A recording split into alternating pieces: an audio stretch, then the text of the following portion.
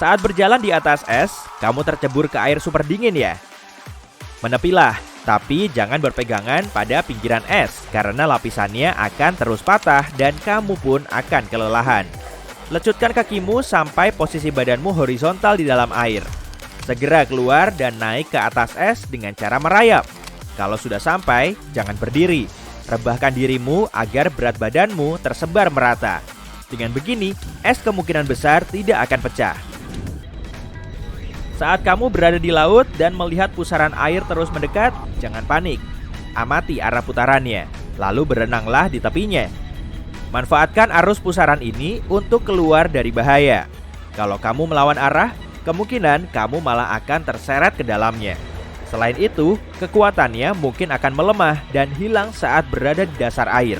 Jadi, kalau kamu terjebak di pusaran air, tarik nafas dalam-dalam dan tunggu sampai kamu bisa berenang menjauh kemudian naik lagi. Kalau kamu terjebak di dalam lift yang jatuh bebas, rebahkan diri dalam posisi telentang, lalu rentangkan tubuhmu. Lemak dan otot di tubuhmu bisa lentur. Keduanya akan meredam benturan. Kalau tidak bisa berbaring, duduk juga boleh, asalkan jangan berdiri. Punggungmu punya fungsi serupa dengan kantong udara pada mobil. Jangan lupa lindungi kepalamu. Sebaiknya posisikan satu tangan di depan wajah dan tangan satunya di belakang leher. Badai petir bisa saja datang saat kamu berada di tempat yang benar-benar terbuka. Berlutut atau berjongkoklah dan tempelkan kepalamu di antara kedua lutut. Tutupi telingamu dengan tangan. Kalau ada benda tinggi di dekatmu, menjauh saja. Jarak amanmu dengan benda itu setidaknya 2 kali tingginya. Pertimbangkan juga orang lain. Kalau kamu bersama beberapa orang, segera berpencar sampai badainya reda. Kalau kamu terjebak di bawah puing-puing, misalnya saat terjadi gempa bumi, kamu harus melindungi organ pernafasanmu. Selain itu, gunakan nafasmu seefisien mungkin. Lepas bajumu, lalu ikat bagian bawahnya. Gunakan untuk menutupi kepalamu. Ikatan bajumu tadi harus berada di atas kepala. Penutup darurat ini akan melindungi wajahmu dari debu, pasir, dan puing-puing. Penutup ini juga akan memberi tambahan oksigen selagi kamu mencoba bangun. Kalau kamu melihat tornado sedang mendekat dan rumahmu tidak punya ruang bawah tanah, berbaringlah di bak mandi. Gunakan bantal untuk melindungi kepalamu dari benda-benda yang mungkin runtuh. Menurut para ahli, sistem jaringan air di dinding kamar mandi bisa memperkuat strukturnya. Tapi kalau kamar mandimu punya jendela atau dinding yang menghadap keluar, pilihlah tempat yang lebih aman. Misalnya lemari pakaian. Semakin banyak dinding yang memisahkanmu dari tornado akan semakin baik.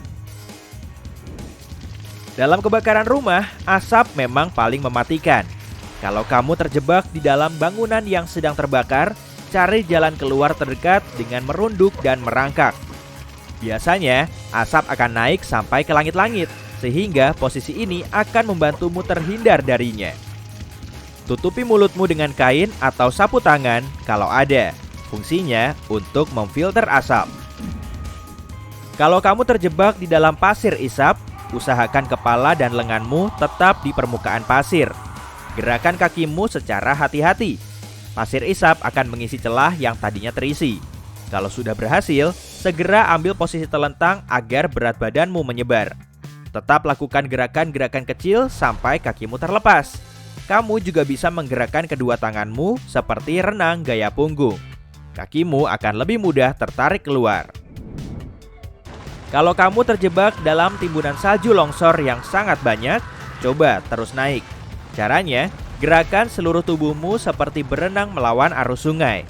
Saat longsoran terasa melambat, angkat lengan, kaki, atau tongkat ke permukaan salju.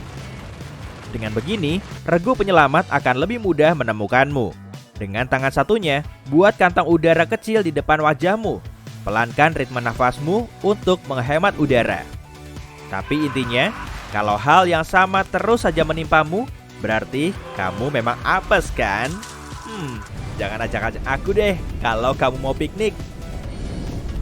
Coba amati perubahan perilaku aneh pada hewan. Misalnya mulai berkerumun, bersembunyi di berbagai tempat, menyingkir atau terlihat gelisah. Kemungkinan itu menandakan bencana alam akan segera terjadi.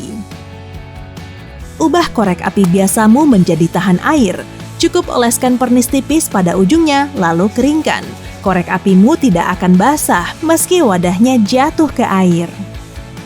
Kalau rumahmu bertingkat, sebaiknya buat tangga darurat. Letakkan di lokasi-lokasi strategis di lantai paling atas, sehingga kalau rumahmu terbakar dan lantai bawahnya terkepung api, kamu masih bisa menyelamatkan diri. Sebotol air yang terus didiamkan di bawah terik matahari langsung bisa memicu kebakaran. Botol bisa berfungsi sebagai lensa yang memfokuskan cahaya lalu memanaskannya. Jangan taruh botol air di dalam mobil saat cuacanya terik. Jauhkan juga dari jendela rumah. Kalau kamu ada di dalam rumah saat terjadi tornado, bersembunyilah di bak mandi. Disinilah tempat teraman di rumahmu karena bak mandi tertanam kuat ke tanah. Selain itu, kebanyakan kamar mandi punya kerangka yang kuat dan pipa-pipanya membantu menyatukan strukturnya. Hati-hatilah saat kamu berenang di kolam atau air dalam dan mulutmu mendeteksi rasa logam. Bahaya, artinya di dekat situ ada korsleting, segera keluar dari air. Kalau kamu sampai menyentuh sumber korsleting, akibatnya bisa fatal. Kalau pergelangan tanganmu terlilit ikatan kabel, putar kedua lengan, lalu gerakan maju mundur secara bergantian. Ikatannya akan lebih longgar sehingga kamu bisa melepasnya. Kepalkan juga tanganmu agar ototnya berkontraksi. Saat tanganmu tidak lagi mengepal, ikatan akan melonggar lalu lepas. Jangan makan salju saat kamu haus. Salju banyak mengandung udara, bukan air. Energimu akan terkuras saat kamu makan banyak salju, sementara hausmu tidak akan terobati. Tubuh juga akan kehilangan banyak panas karena perlu menghangatkannya. Sebelum diminum, sebaiknya cairkan dulu. Kalau rambutmu berdiri saat terjadi badai, artinya kamu harus segera masuk ruangan. Penyebabnya karena proton pada tubuhmu berinteraksi dengan elektron yang ada di badai. Kalau tidak segera masuk, kamu bisa tersambar petir. Saat berada di gurun, cobalah bergerak seminimal mungkin pada siang hari. Cari tempat berteduh atau buat dari bahan-bahan yang ada. Berdiamlah sampai hari gelap. Jumlah energi yang kamu pakai untuk bergerak di malam hari akan lebih sedikit. Selain itu, kamu akan terhindar dari terik matahari. Jangan gunakan pemutih dan produk pembersih berbahan amonia secara bersamaan di ruangan yang sama. Uapnya akan bercampur di udara dan menghasilkan kloramin. Gas beracun ini bisa membahayakan kesehatan karena menyebabkan masalah pernapasan. Perlu diingat, amonia umumnya digunakan sebagai bahan pada produk pembersih jendela. Aduh, mobilmu mogok dan jauh dari permukiman ya? Tak ada telepon atau radio untuk meminta bantuan? Gunakan saja ban serepmu. Asap ban yang terbakar akan mengepul dan bisa terlihat dari jauh. Seseorang yang melihat sinyal SOS-mu ini kemungkinan akan datang untuk menolongmu. Semoga tipsnya bermanfaat ya. Meski pakaianmu cukup hangat, selalu ada beberapa bagian tubuh yang terpapar cuaca dingin. Sekaleng petroleum jelly akan membantumu. Oleskan ke bagian kulit yang terpapar dan itu akan melindungimu dari radang dingin. Tapi itu tak bisa bertahan lama. Cari tempat berlindung atau api secepat mungkin.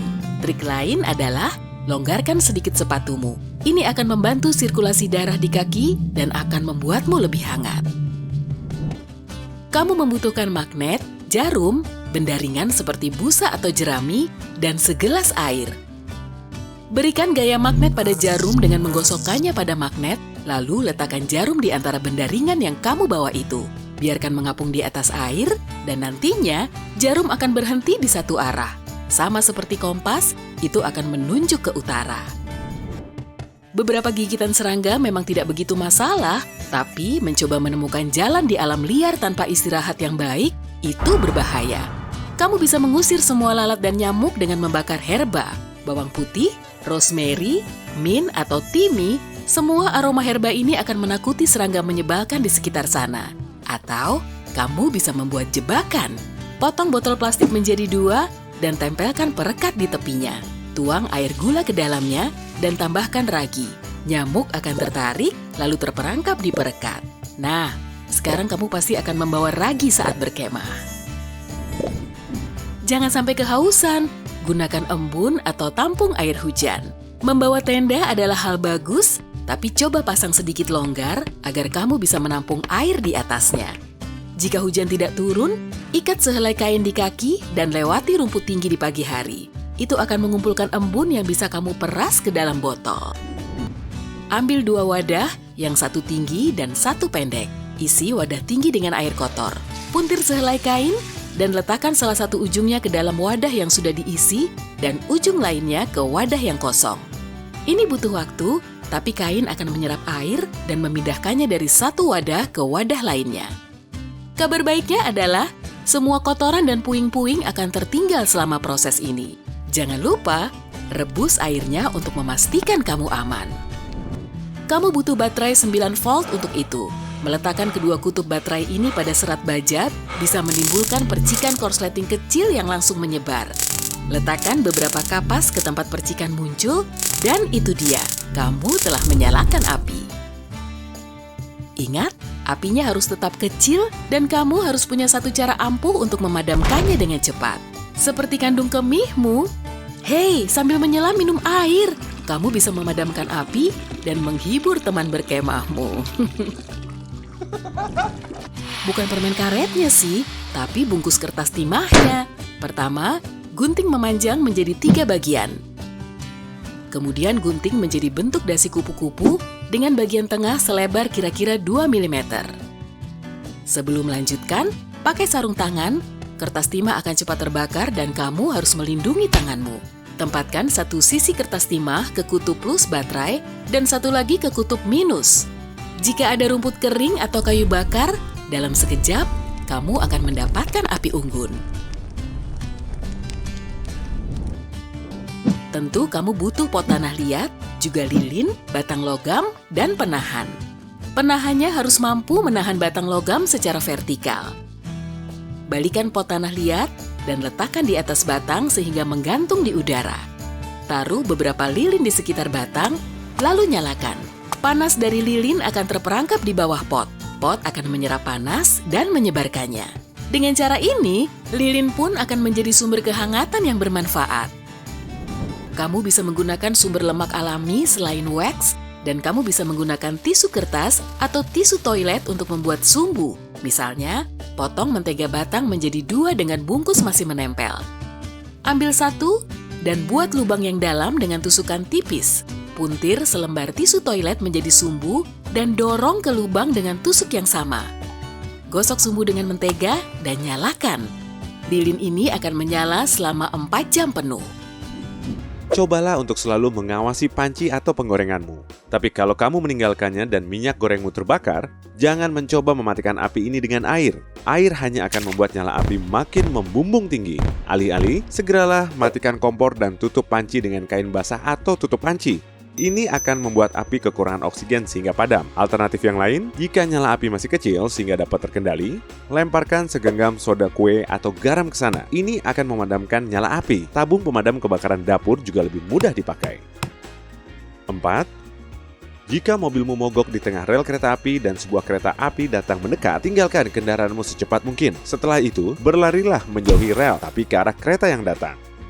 Kalau memilih arah yang sama dengan arah kereta, kamu akan berada di jalur serpihan bangkai mobilmu dan kamu harus menunduk untuk menghindari pecahan-pecahan besar yang berterbangan.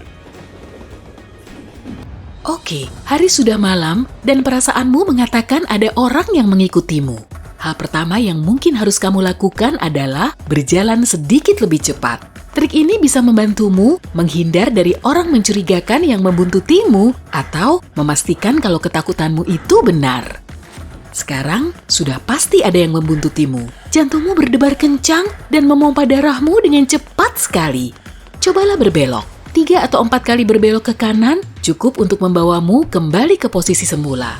Trik ini akan membantumu dengan 2 hal. Pertama, kamu akan punya kesempatan menghilang, apalagi kalau kamu mengenal lingkungannya dengan baik. Kedua, kamu sekali lagi memastikan kalau orang ini menguntitmu. Tapi jangan asal membelok. Begitu kamu membelok, mulailah berlari agar si penguntit kehilangan jejakmu. Jangan lakukan ini jika kamu tidak mengenal daerah itu karena posisimu tidak menguntungkan. Kemungkinan kamu akan tersesat atau lebih buruk lagi, terjebak di jalan buntu. Kamu mungkin beruntung dan bertemu seseorang yang kamu kenal di jalan. Mungkin tetanggamu yang tubuhnya kekar dan punya anjing Rottweiler yang bikin nyalimu sedikit ciut. Jika ada beberapa pejalan kaki, meski kamu tidak pernah bertemu mereka, sapa saja dengan suara yang kencang, "Hei, apa kabar?" Dan berpura-pura saja kalau kalian berteman. Beritahu mereka ada seseorang yang mengikutimu dan minta mereka untuk menemanimu ke tempat yang lebih ramai sampai kamu menemukan cara untuk pulang ke rumah. Tapi, jangan pulang ke rumah jika ada yang membuntutimu, meski ada beberapa orang yang menawarkan bantuan. Ini memang terdengar menakutkan, tapi penguntitmu itu bisa saja mengingat tempat tinggalmu dan mungkin akan kembali lagi. Tapi mari kita anggap kamu tidak beruntung. Jalanan sepi, yang ada hanya dirimu dan si penguntit itu. Pastikan pakaianmu tidak menyusahkanmu. Kalau kamu memakai hoodie, selipkan tudungnya ke belakang leher untuk menyembunyikannya. Kalau rambutmu dikuncir atau dikonde, lepaskan kuncirannya saat kamu berjalan. Penguntitmu akan lebih sulit untuk menjambak ikatan rambut atau menarik bajumu kalau tidak ada yang bisa dipegang. Pakaian dan sepatu bisa sangat membantumu melarikan diri kalau kamu tertangkap oleh orang asing. Kamu bisa mencoba untuk menyelinap keluar dari jaketmu. Semoga jaketmu punya resleting depan ya. Sepatu bertumit tinggi sepertinya didesain untuk perlindungan diri, yang pasti bukan untuk berjalan. Salah satu teknik paling efektif untuk menyelamatkan diri saat diserang adalah menginjak kaki. Injak sekuat tenaga kaki penguntitmu, mungkin terdengar kasar, tapi itu akan menarik perhatian mereka ke hal yang lebih darurat. Kamu juga bisa melakukan itu dengan sepatu rata, tapi tentu kurang efektif. Kamu harus bisa melepaskan diri dari orang asing itu. Kalau kamu belum terlalu jauh dari jalanan ramai yang baru kamu tinggalkan, kamu bisa berpura-pura kelupaan sesuatu. Tepuk-tepuk kantongmu, bersikap seolah ada sesuatu yang tertinggal. Lantas katakan keras-keras, "Aduh, dompetku di mana ya?" Jangan mencari ponselmu, orang itu malah akan berpikir kalau kamu tak pegang ponsel. Ini malah membuatmu mudah ditangkap. Selain itu, jangan pernah katakan kalau kamu kehilangan kunci. Ini akan berguna nanti.